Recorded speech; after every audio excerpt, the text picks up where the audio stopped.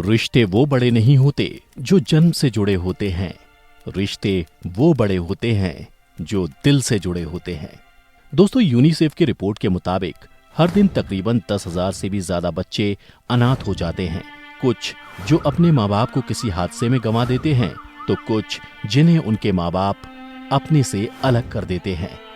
ऐसे वक्त में कभी इन बच्चों की जिंदगी में कुछ लोग फरिश्ते बनकर आते हैं और उनकी इतनी देखभाल और प्यार करते हैं जो शायद उनके खुद के खून के रिश्ते भी नहीं कर पाते। आज हम द मिस्टिका लैंड पर आपको ऐसी ही एक खास बच्ची की कहानी के बारे में बताने वाले हैं। ये कहानी आपके मन को छू लेगी और इसका अंत आपके चेहरे पर मुस्कुराहट लाएगा। तो वीडियो को अंत तक जरूर देखिएगा।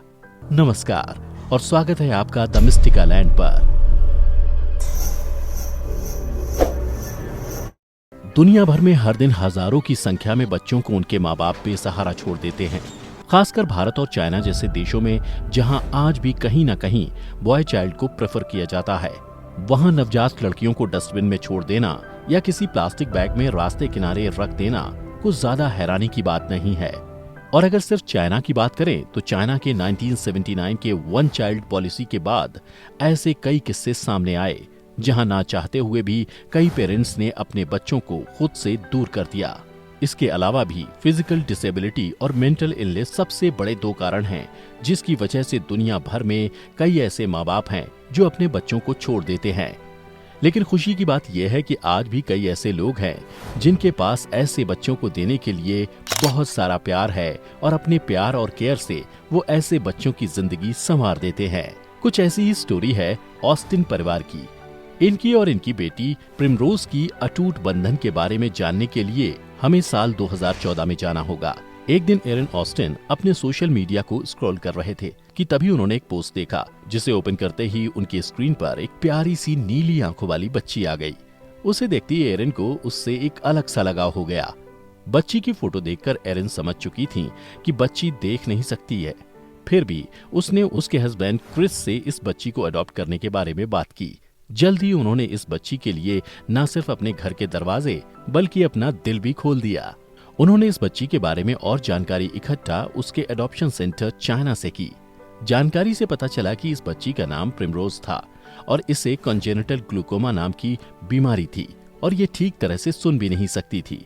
इन्हीं कारणों की वजह से इसकी बर्थ मदर ने इसके पैदा होते ही इसे एडॉप्शन सेंटर में छोड़ दिया था। ये जानने के बाद उन्होंने अमेरिका में कई स्पेशलिस्ट को इस बच्ची की मेडिकल हिस्ट्री और कंडीशन के बारे में बताया और हर डॉक्टर और स्पेशलिस्ट की क्रिस और एरन को एक ही सलाह थी कि उन्हें इस बच्ची को अडॉप्ट करने के बारे में काफी सोच विचार करना चाहिए, क्योंकि इस बच्ची के साथ एक साधारण जिंदगी जीने में काफी समस्या और मेहनत लगेगी।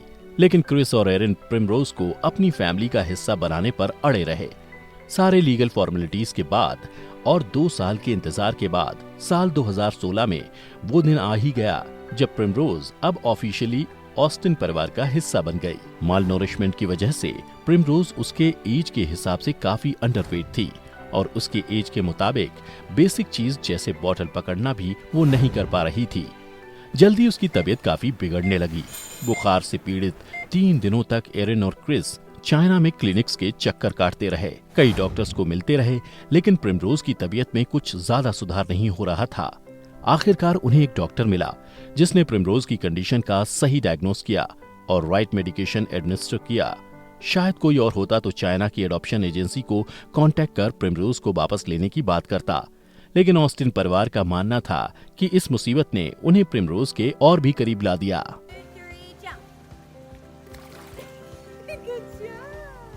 बाकी बची माइनर फॉर्मेलिटीज कंप्लीट करने के बाद ऑस्टिन परिवार अपने घर अमेरिका वापस रवाना हुए, जहां अपने बहन की स्वागत की तैयारी उसके सिबलिंग्स यानी क्रिस और एरन के बच्चे कर रहे थे।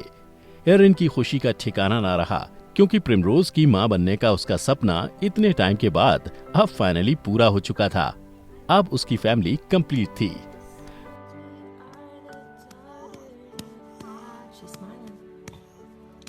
प्रिमरोज के आने से ये फैमिली तो जरूर कंप्लीट महसूस कर रही थी, लेकिन अभी इस परिवार के चैलेंजेस कंप्लीट नहीं हुए थे, क्योंकि प्रिमरोज खुद से न बैठ सकती थी, न खाना खा सकती थी।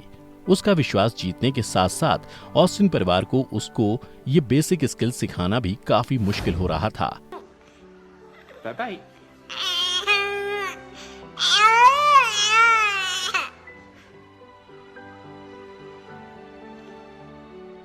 इतना ही नहीं, क्योंकि प्रिमरोज ठीक से सुन नहीं सकती थी और सिर्फ थोड़ी मैंडरिन भाषा ही समझती थी, उससे कम्युनिकेट करना भी बहुत मुश्किल हो रहा था। जैसे जैसे वक्त बीतता गया, प्रिमरोज की तकलीफ बढ़ती गई। वो लगातार रोती रहती, ना खाना खाती, ना लिक्विड लेती। उसको जबरदस्ती लिक्विड बॉडी में इंजेक्ट किया जाता। कोई कुछ समझ ही नहीं पा रहा था कि आखिर प्रिमरोज की इस हालत की वजह क्या थी। कई हॉस्पिटल्स के चक्कर काटने के बाद स्पेशलिस्ट और सर्जन्स भी प्रिमरोज का सही डायग्नोज करने में फेल रहे। मल्टीपल टेस्ट के बाद ये बात सामने आई कि प्रिमरोज 6p25 डिलीशन सिंड्रोम नाम की बीमारी से पीड़ित थी।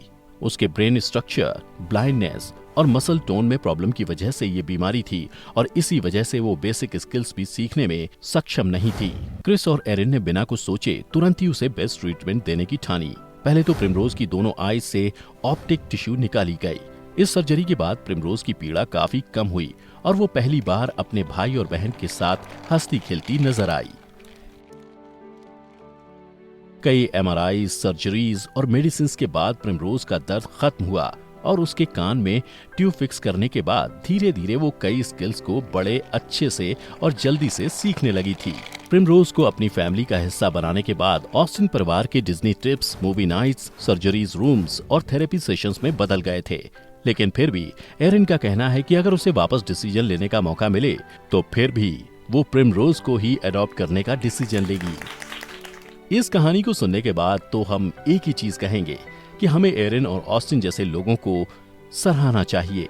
जहां आजकल के जमाने में अपने भी मुसीबत के वक्त साथ छोड़ देते हैं, वहीं कुछ अनजान लोग हमारी जिंदगी में सूरज की रोशनी की तरह आते हैं। इस दुनिया में एरिन और ऑस्टिन जैसे लोगों की काफी जरूरत है, जो न सिर्फ किसी एडॉप्शन एजेंसी से मेंटली और फिजिकली हेल्दी बच्चे को चूज करें, पर ऐसे बच्चों को गोद लें जिससे अनकंडीशनल प्यार शायद उनके खुद के माँ बाप भी नहीं कर पाए। दोस्तों, अगर आप भी कोई ऐसे दिल से जुड़े रिश्ते के बारे में जानते हैं तो हमें जरूर बताइए। वैसे क्या आप जानते हैं कि वर्ल्ड एडॉप्शन डे कब मनाया जाता है? हमें कमेंट में जरूर बताइएगा। उम्मीद है आज की हमारी इस वीडियो ने आपको एंटरटेन किया होगा। अगर वीडियो पसंद आई हो तो लाइक करें और ज्यादा से ज्यादा शेयर करें। साथ ही हमारे नए मेहमान से गुजारिश है कि हमारे चैनल द मिस्टिका लैंड को सब्सक्राइब कर नोटिफिकेशन बटन ऑन कर लीजिए, ताकि आप हमारे साथ मिस्टिका के सफर पर जुड़े रहें। वीडियो को अंत तक देखते रहने के लिए आपका बहुत बहुत शुक्रिया। हम जल्द हाजिर होंगे एक और नई वीडियो के साथ। हमारी अगली वीडियो तक के लिए take care and be happy.